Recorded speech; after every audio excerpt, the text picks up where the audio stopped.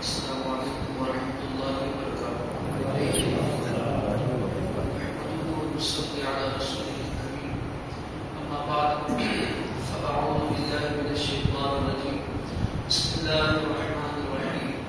ومن آیاته خلق لكم من انفسکم ازواجا لتسکنوا الیہا وجعل بینکم مودة ورحمہ ان فی ذلک لآیات لقوم یتفکرون. صدق اللہ العظیم. ان اللہ وملائکته یصلون علی النبی یا ایھا الذین آمنوا صلوا علیہ وسلموا تسلیما. اللهم صل علی سیدنا محمد وعلى وسلم علیہ صلاۃ و سلام علیک یا سیدی یا رسول اللہ صلی اللہ علیہ وسلم.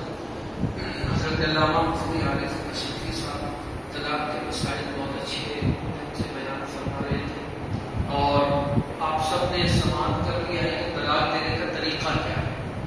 جب بھی طلاق دینا ہو کسی کو، میں سمجھتا ہوں یہاں جتنے شادی شدہ ہو تو طلاق دیں گے، لیکن اگر آپ کے دوستوں میں احباب میں اگر کوئی ایسا ہو رشتے دار ہو کہ وہ طلاق دینا ہی چاہتا تو اس کو طلاق کا مسئلہ آپ سمجھا دیں کہ جب بھی طلاق دی جائے کتنی طلاق دی جائے یہ یاد رکھیں. باقی پھر مسائل میں مفتی صاحب نے بیان کیا وہ آپ دھیان میں رکھیں. اسلام اپنے ماننے والوں کو ایک پاکیزہ خاندانی نظام عطا کرنا چاہتا ہے اور وہ پاکیزہ نظام جو خاندانی ہے وہ میاں بیوی کے پرسکون رہنے کے بعد ہی معاشرے کو مل سکتا ہے. اسی لیے میاں بیوی کے رشتے میں اللہ پاک نے اپنی جانب سے سکون کی دولت اتاری ہے. جس آیت کو کل میں نے پڑھا تھا اس آیت کو میں نے آج بھی پڑھا کہ اس میں اللہ کی نشانی ہے کہ اللہ نے تمہیں میں سے تمہارے لیے جوڑا بنایا اور جب جوڑا بنایا اس نے تو اس کو تمہارے لیے سکون کا باعث بنایا اور اس کے دل میں تمہارے لیے محبت رکھی. تو جب میاں بیوی کو سکون رہیں گے، ان کی ازدواجی زندگی کو سکون رہے گی تو گھر میں سکون رہے گا. ورنہ یہ دونوں اگر ان کے اندر بے اطمینانی ہوئی، بے سکونی ہوئی، بے قراری ہوئی، لڑائی جھگڑا ہوا تو اوپر والے بھی بے سکون رہے اور پھر ان کی جو اولاد ہے وہ بھی ذہنی تناؤ کا شکار رہے. اب صرف یہ گھر نہیں بلکہ اس سے متعلق جو بھی گھر ہے، جیسے بیوی، لڑکی کے گھر والے، اس کے مائکے، وہاں بھی پھر ذہنی تناؤ رہے گا. یعنی کہ دو لوگوں کی زندگیوں کی وجہ سے کتنے لوگوں کی زندگیوں میں ذہنی تناؤ آ رہا ہے. آپ دیکھیں لڑکے کے گھر والے جتنے بھی ہیں، ماں باپ ہیں، پھر اس کی اولادیں ہیں، بھائی بہن، وہ سب ذہنی تناؤ کا شکار ہے. پھر لڑکی کے گھر والے وہ ذہنی تناؤ کا، صرف دو لوگوں کی وجہ سے اتنے لوگوں کی زندگیوں میں ذہنی تناؤ آتا ہے. تو یہ جو نظام ہے میاں بیوی کے ساتھ ساتھ چلنے سے پاکیزہ نظام ملتا ہے. اب وہ نظام اسلام ہمیں عطا کرتا ہے کیسے رہنا ہے. نکاح ہو جائے تو نکاح کے بعد چونکہ سب نوجوان ہیں اور مرد، اس لیے انہی کے تعلق سے میں بات کروں گا، رہنا کیسے ہے. جب نکاح ہوتا ہے نا تو یکسر زندگی بدل جاتی ہے اور نوجوان کے سر پر اب تک تو کچھ ذمہ داریاں نہیں تھی لیکن اب کچھ ذمہ داریاں اس کے سر پر آ جاتی ہیں. پھر ذمہ داریوں کے ساتھ ساتھ کچھ مصیبتیں بھی اس کے سر پر آتی ہیں. تو جب ذمہ داریاں اور مصیبتیں اکٹھا ہوتی ہیں تو نوجوان پریشان ہو جاتے ہیں. جب کیا کریں، کہ اچھا نہیں کرتا، اب کیا کریں، اب کیا کریں. تو اب اس کا کچھ طریقہ ہے. سب سے پہلے جب نکاح ہو جائے گا تو نکاح ہونے کے بعد جو کچھ معاملات پہلے پیدا ہوتے ہیں، مسائل، اس کی طرف ہم توجہ کریں. سب سے پہلا مسئلہ گھر والوں کی طرف سے جو لڑکے کو جھیلنا پڑتا ہے وہ یہ ہوتا ہے کہ یہ تو اب ہم لوگوں کی طرف توجہ ہی نہیں دیتا. یہ مسائل آتے ہیں. شکایت یہ ہوتی ہے گھر والوں کی، حالانکہ وہ پہلے بھی وہی تھا، اب بھی وہی ہے، لیکن اب چونکہ بھائی محبتیں خوب تقسیم ہوئی ضرور ہے، کیونکہ اللہ نے یہ محبت اور مودت یہ اپنی طرف سے بیوی کے دل میں اور شوہر کے دل میں، دونوں کے دل میں اللہ نے ڈالی، تو کچھ محبتیں تقسیم ہوئی ہے۔ تو اب خاص طور پر نوجوانوں کو چاہیے کہ وہ گھر والوں کے معاملات میں، گفتگو کے معاملات میں، پھر اس کے بعد جو ہے لین دین کے معاملات میں جیسے پہلے توجہ دیتے تھے ویسے دیں۔ اگر یہ نہیں کر پاتے ہیں تو پھر مسائل بڑھتے ہیں۔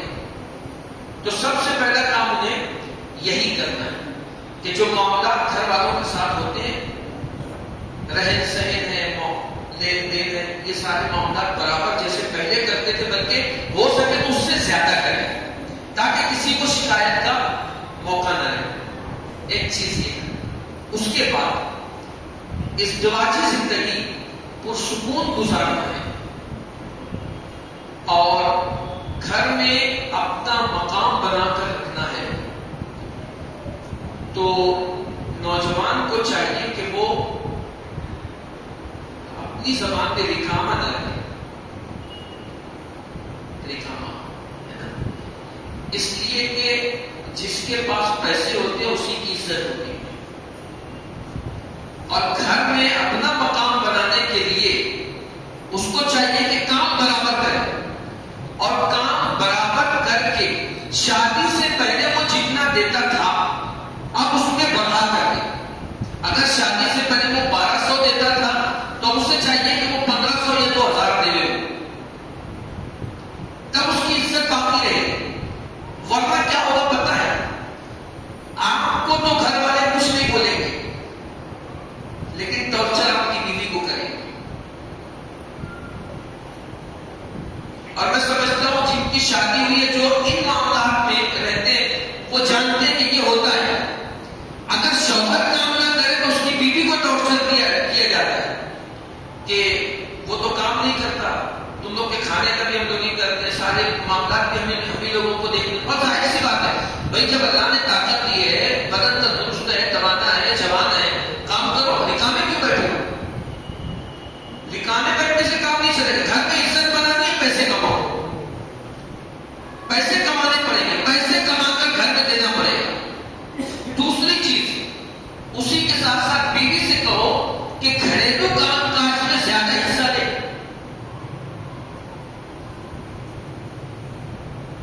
یعنی گھر میں اگر عزت بنانی ہے میاں بیوی کو تو شوہر کام کاج کرے، پیسے کما کر لا کر دے، اور بیوی گھریلو کام کاج میں حصہ لے۔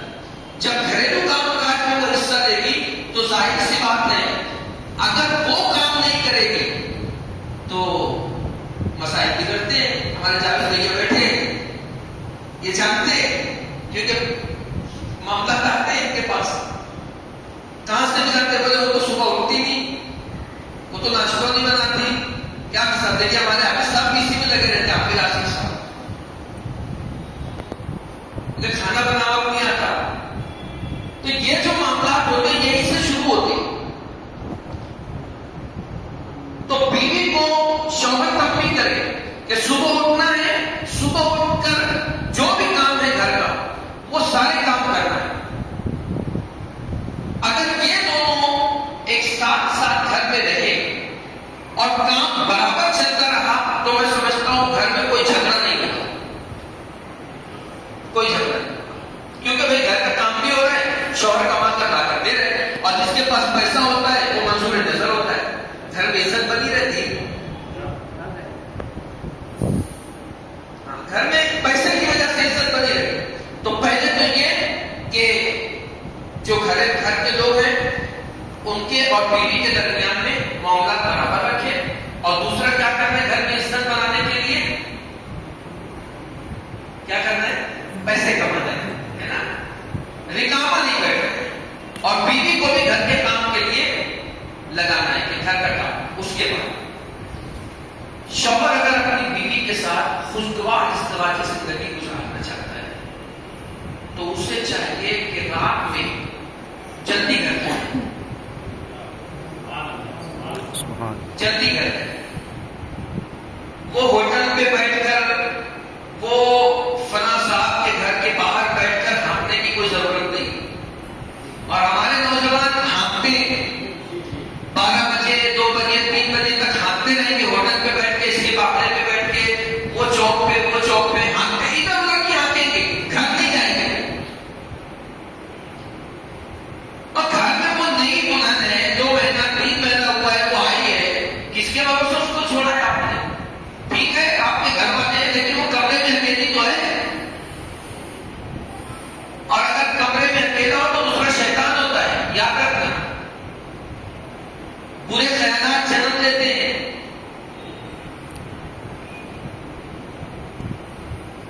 ہمارے لوگ تو حالات یہ ہے کہ راتوں میں جاگتے ہیں. کئی ہم نے یہ دیکھا ہے, اللہ معاف کرے, ایسے ہی کچھ نوجوانوں کی داستان, ہم نے داستان نہیں بلکہ حقیقت سنی. اکثر ہمارے گاؤں میں رات میں لیٹ جاتے تھے, وہاں کا کچھ اور ہوتا تھا.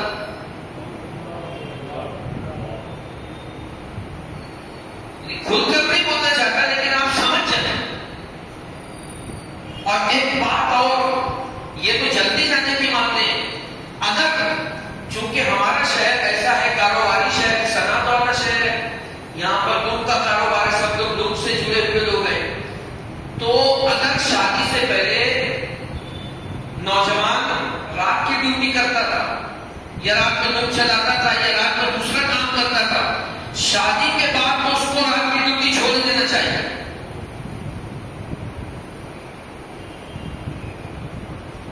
سمجھ رہے ہیں آپ؟ بہت زیادہ کھل کر نہیں بولوں گا, لیکن سمجھ جائیے آپ. کیونکہ جو کام رات میں ہونا ہے وہ دن میں نہیں ہوتا, اور وہ کام دن میں ہونا بھی نہیں ہے.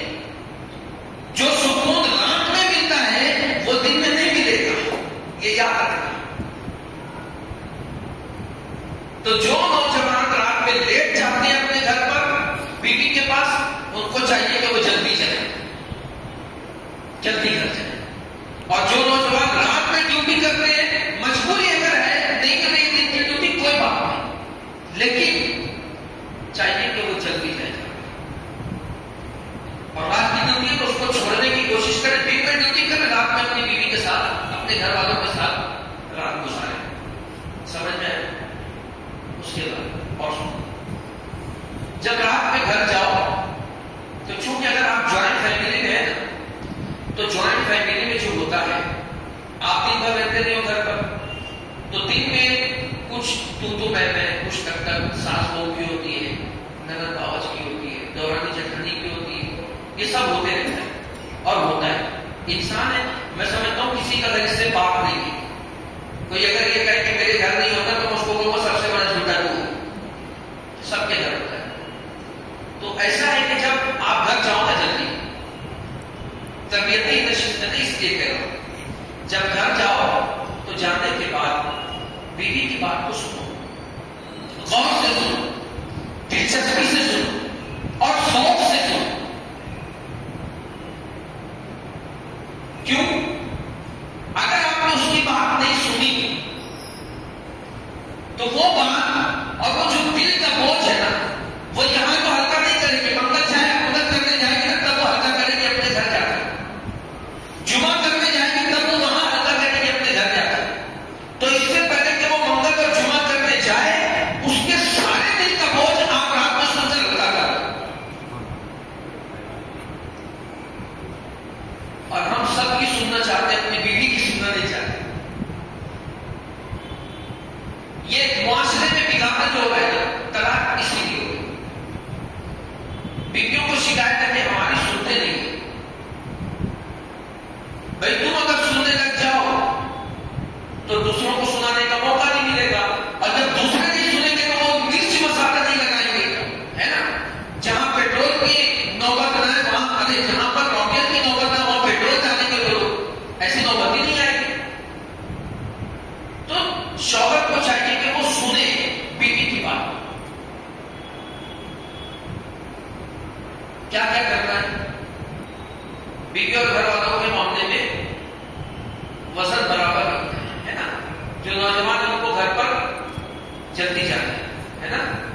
اس کے بعد رات نکلتی ہے تو کیا کرنا ہے؟ اس کو چھوڑ دینا چاہیے.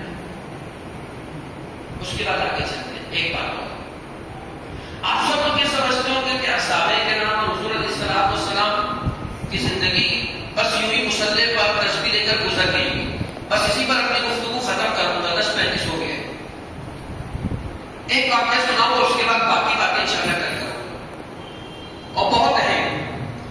آپ سب یہ سوچتے ہوں گے کہ حضور علیہ السلام کی زندگی ایسے ہی گزری ہوگی مسلح پر تسبیح پر تبلیغ کرتے ہوئے. حضور علیہ السلام اپنی بیویوں کے ساتھ کیسے رہتے تھے دیکھو. واقعہ سناتا ہوں. ام المومنین حضرت سیدہ عائشہ صدیقہ رضی اللہ تعالیٰ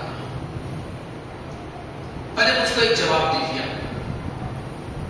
تصور کیجیے کہ آپ نہا کر نکلے ہیں,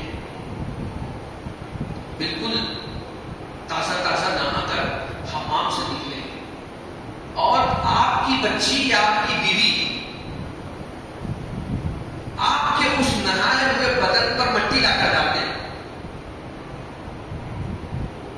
آپ کی کیفیت کیا ہوگی؟ ایمانداری سے ہوگا. گالی دو گے کہ نہیں؟ دیکھتے کہ شوہر گالی دے گا, حالانکہ گالی نہیں دینا چاہیے. اور اگر بیٹی ہے یا اس سے چھوٹا ہے کوئی بیٹا ہے اس کا, تو اس کو تو تماشا لگائے گا. اپنی نہ کرے گا پھر سے مٹی لا کے ڈالتی ہے,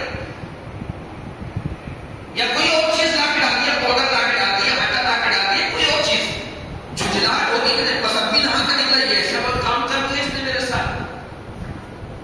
ام المومنین حضرت سیدہ عائشہ صدیقہ رضی اللہ تعالیٰ عنہا آقا کریم صلی اللہ علیہ وسلم غسل فرما کر ابھی باہر آئے ہیں. ام المومنین حضرت عائشہ صدیقہ رضی اللہ تعالیٰ عنہا اپنی مٹھی میں جو کا آٹا لے کر آئی اور حضور علیہ السلام کے بدن پر لا کر ڈال دیا, اور بدن پر لا کر ڈالا دوپٹے سے منہ چھپا کر رکھنے لگی. لیکن وہ امام الانبیاء جس کی تسکین سے روتے ہوئے ہنس پڑے, اس تبسم کی عادت بنا کر حضور فرمایا عائشہ یہ کیا کیا تم نے؟ تو ام المومنین نے فرمایا یا رسول اللہ صلی اللہ علیہ وسلم آپ ہی نے تو کہا ہے کہ جو کا آٹا بدن پہ بننے سے بدن صاف ہو جاتا ہے, اس لیے میں نے جو کا آٹا لا کے ڈالا. آقا کریم صلی اللہ علیہ وسلم بھی مسکرا پڑے, کچھ بولا نہیں. یہ زندگی تھی. پھر ایک اور بات کیسے, یہی ام المومنین حضرت عائشہ صدیقہ رضی اللہ تعالیٰ عنہ اور ام المومنین حضرت سیدہ سودا رضی اللہ تعالیٰ عنہ, یہ دو امہات المومنین آقا کریم صلی اللہ علیہ وسلم کے پاس بیٹھی ہیں. حضور علیہ السلام بیچ میں تشریف فرمائے. ایک طرف حضرت عائشہ ہے, دوسری طرف حضرت سودا ہے. ام المومنین حضرت عائشہ صدیقہ نے حریرہ بنایا تھا. حریرہ اس کو کہتے ہیں, اگر یہاں پرانے لوگ ہوں یا یو پی کے لوگ ہوں تو سردو کس کو کہتے ہیں؟ سندوا جس کو بولتے ہیں. ہمارے یہاں پہ وہ پتلا سا آٹا ہوتا ہے تو اس کو پھینٹ کر چاٹتے تھے, ہے نا. تو ایسے ہی ایک کھانا ہوتا تھا جس کو حریرہ کہتے ہیں, پتلا کھانا. ام المومنین نے وہ بنایا. عائشہ صدیقہ نے حریرہ اب وہ لے کر آئی, آقا کریم صلی اللہ علیہ وسلم کے پاس میں رکھا. کہا یا رسول اللہ آپ بھی کھائیں, اور سودا سے کہا یہ سودا تم بھی کھاؤ. تو ام المومنین حضرت سودا نے کہا کہ میں نہیں کھاتی, میں نہیں کھاتی. تو حضرت عائشہ نے کہا کہ تم نہیں کھاؤ, تمہارے چہرے پہ حریرہ مت دوں گی, تمہارے چہرے پہ یہ حریرہ. حضور علیہ السلام کی ازدواجی زندگی دیکھی کہ اپنی ازواج کے ساتھ کیسے رہتے. کہ یہ حریرہ تمہارے چہرے پہ مت دوں گی, سمجھ لیں. جب انہوں نے نہیں کھایا تو ام المومنین حضرت عائشہ نے تھوڑا سا حریرہ دیا اور حضرت سودا کے چہرے پر مل دیا. جب حضرت سودا کے چہرے پر ملا تو دیکھا حضور علیہ السلام نے کہ تھوڑا سا چہرہ حضرت سودا کا ناراضگی کی وجہ سے اتر چکا ہے. تو آقا کریم صلی اللہ علیہ وسلم نے فرمایا سودا تم بھی حریرہ لو اور حریرہ لے کر عائشہ کے چہرے پہ مل دو. اب چونکہ حضور علیہ السلام بیچ میں بیٹھے تھے تو حضور علیہ السلام جھک گئے اور حضرت سودا نے ان کے چہرے پہ حریرہ. ایک روایت میں آتا ہے کہ حضور علیہ السلام نے حضرت عائشہ کا ہاتھ پکڑ دیا سودا ان کے چہرے کا لینا مطلب یہ آپ تصور کریں نا، تصور کریں تھوڑا سا، یہ ازدواجی زندگی ہے.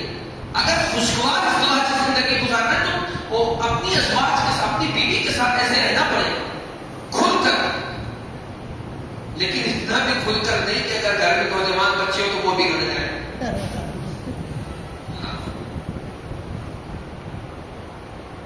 تو یہ باتیں ہیں، ان باتوں کو دھیان میں رکھیے گا.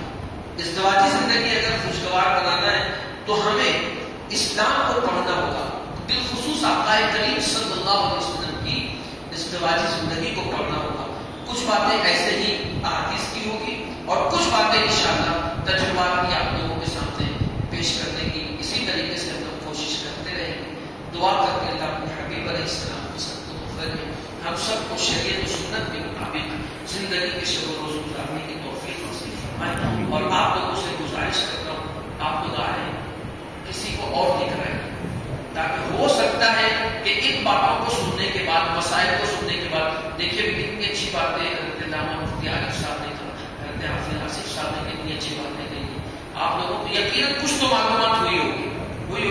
تو ایسے دوسروں کو بھی معلومات ملے تو آپ، اور اپنی محفل کتنی ہو رہی، بس ایک